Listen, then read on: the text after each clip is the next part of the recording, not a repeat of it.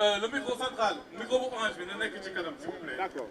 Je voudrais d'abord rendre hommage à toutes les personnalités qui sont là aujourd'hui. Je pense au doyen Alakan, doyen des députés de l'Assemblée, le ministre Birame Souleye Diop, les honorables députés Amadouba,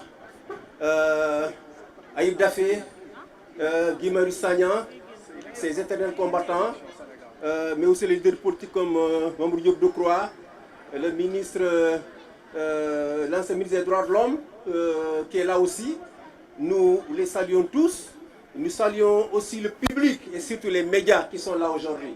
Nous sommes là pour dire notre indignation par rapport à ce qui se passe aujourd'hui à Israël.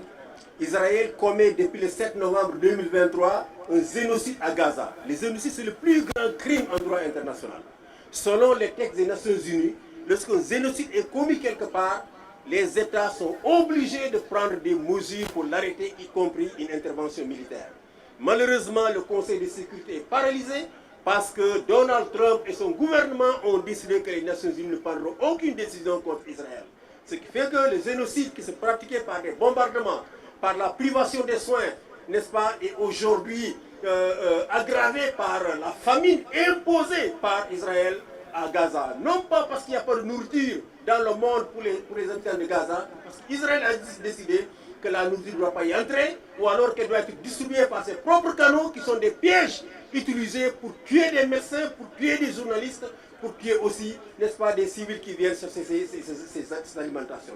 Donc nous dénonçons ce génocide, nous dénonçons le silence de la communauté internationale, et nous demandons à ce que tous les États qui transfèrent des armes à Israël cessent immédiatement ce transfert d'armes, mais prennent des mesures diplomatiques fortes pour reconnaître l'État palestinien, tel que, évidemment, cela a été dit dans la résolution 181 de 1947, qui a partagé la Palestine entre Palestiniens et Juifs. Donc, nous voulons l'application de cette résolution-là, sans condition immédiatement, pour un État palestinien viable, dans des frontières internationalement reconnues, n'est-ce pas, qui puisse vivre en paix avec ses voisins dans le Moyen-Orient. mbokk yi ñu ngi rafetlu bu baax a baax teewaayu ñi nga xam ne tey ñoom la yàlla dénkaane réew mi bokk na ci doyen Alakan mi nga xam ne mooy doyen assemblée nationale bokk na ci tamit ministre Birame Souleye Diop député yi ku mel ni Guy Marius Sagna Aïb Dafé Amadou Ba ñoom yëpp ñu ngi woon fii ci marche mois de mai bi te ñu ngi fi encore ñu ngi leen di gërëm état Sénégal ci position de fermeté bu mu am ci mbirum Palestine.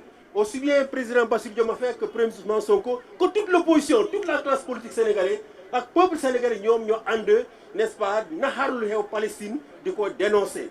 Palestine tey li nga moom moo fa xew mooy depuis le 7 novembre 2023 Israël mu ngi fay def loo xam ne moom la ñu wax ci tubaab génocide maanaam ñaawteef bu gën a rëy ci droit international.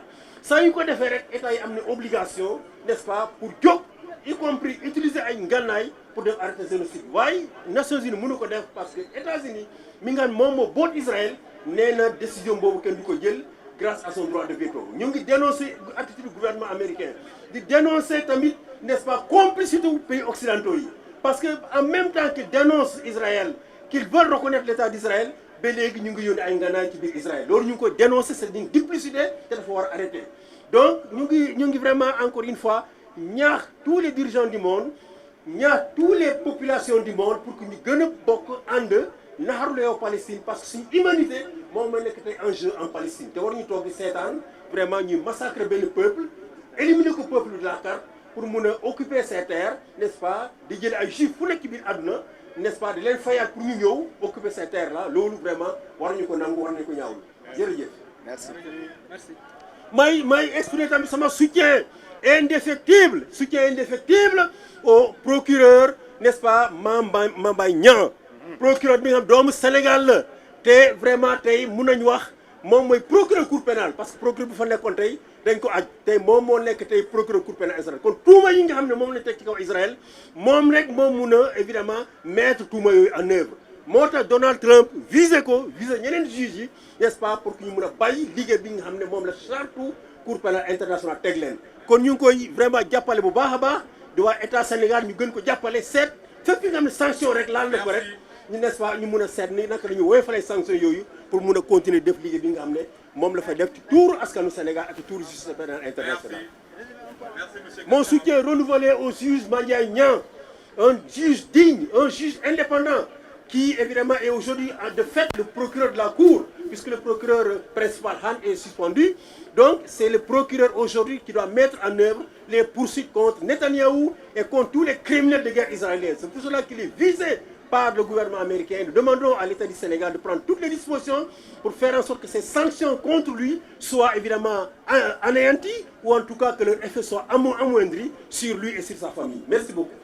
Merci beaucoup, M. Gassama. Merci. Voilà.